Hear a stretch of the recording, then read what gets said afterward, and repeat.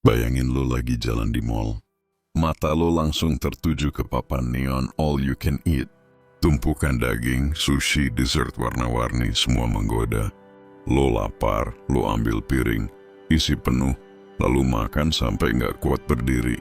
Saking kenyangnya lo bilang ke diri lo sendiri, udah cukup, besok nggak usah makan sebanyak ini.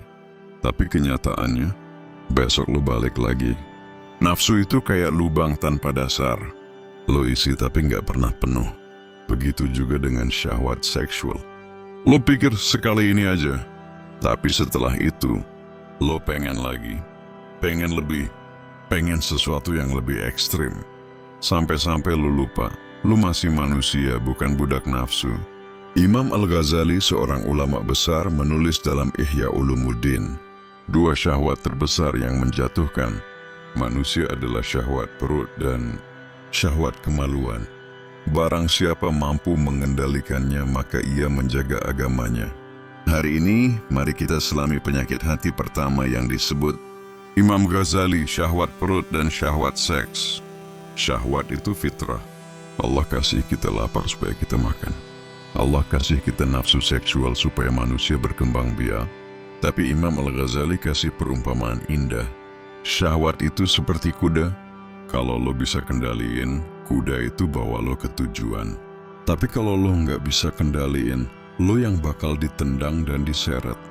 Masalahnya, banyak orang zaman sekarang nggak lagi menunggangi kuda, tapi ditunggangi kuda. Siapa yang jadi penguasa? Lo atas nafsu atau nafsu atas lo? Realita modern. Lihat aja tren hari ini, mukbang, kompetisi makan, fast food 24 jam, promo diskon online food delivery. Lo bisa pesan makanan dengan sekali klik, bahkan tengah malam sekalipun. Pertanyaannya, apakah kita makan untuk hidup atau hidup untuk makan? Tidakkah kita melihat banyak saudara kita yang kesulitan, walaupun sekedar untuk sesuap nasi? Imam Al-Ghazali berkata, perut yang penuh membuat hati keras. Kenapa? Karena kalau perut penuh, hati jadi berat untuk mengingat Allah. Pernah nggak lo habis makan kenyang banget terus coba salat? Fokus nggak? Khusyuk nggak? Cobalah renungkan. Sains setuju, makan berlebihan bikin tubuh lemah, gampang ngantuk, susah konsentrasi. Ada istilah food coma, habis makan banyak, langsung tidur. Ironinya, tubuh kita bisa sakit, hati kita pun ikut mati rasa. Bayangin seorang pejuang di zaman dulu. Mereka berangkat perang, perut kosong, tapi hati penuh keyakinan. Bandingin dengan kita, perut penuh makanan, hati kosong, bahkan malas untuk beribadah. Siapa sebenarnya yang lebih kuat? Rasulullah SAW, cukuplah bagi anak Adam beberapa suap makanan untuk menegakkan tulang punggung. Kalau harus lebih, sepertiga untuk makanan, sepertiga untuk minum, sepertiga untuk nafas. Dunia digital pintu syahwat terbuka lebar. Sosial media dipenuhi konten sensual. Aplikasi kencan sekali swipe. Pornografi gratis di mana-mana. Anak kecil pun bisa akses. Generasi muda kecanduan sebelum mengenal cinta sejati. Imam Al-Ghazali berkata, syahwat seksual adalah ujian besar yang membutakan hati. Kalau enggak dikendalikan, manusia bisa kehilangan rasa malu, kehilangan kehormatan, bahkan kehilangan iman. Psikolog bilang porn addiction itu sama parahnya kayak narkoba. Otak rusak karena dopamin dipaksa naik terus. Akhirnya orang jadi hampa. Hubungan nyata terasa hambar. Kisah Nabi Yusuf alaihissalam digoda Zulaikha, wanita bangsawan yang cantik, punya segalanya. Nabi Yusuf bisa aja ambil kesempatan. Tapi dia bilang, aku berlindung kepada Allah. Karena keteguhannya, Yusuf bukan hanya selamat, tapi justru Allah angkat derajatnya. Bayangin kalau Nabi Yusuf hidup di zaman sekarang, dengan semua godaan di media sosial, film, dan aplikasi. Bisa nggak kita sekuat Yusuf? Imam Al-Ghazali nggak suruh kita bunuh syahwat, tapi kendalikan.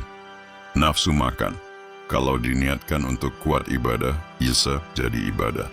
Nafsu seks, kalau disalurkan lewat pernikahan syamam jadi ibadah.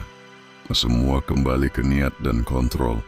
Orang yang mengendalikan perut dan kemaluannya menjaga agamanya. Ini gue cuma nyaranin, adapun eksekusi ada di kehendaknya. Latihan puasa sunnah biar perut nggak selalu menang.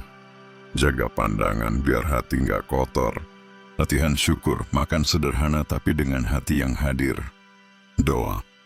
Ya Allah, berikan aku jiwa yang bertakwa, Engkaulah yang menyucikannya. Engkaulah sebaik-baik yang menyucikannya. Inilah penyakit hati pertama menurut Imam Ghazali, syahwat perut dan syahwat seks. Kalau dua ini bisa dikendalikan, separuh jalan menuju kebersihan hati terbuka. Dan ketika kebersihan hati tersingkap, maka sedikit demi sedikit perbendaharaan yang tersembunyi mulai tampak.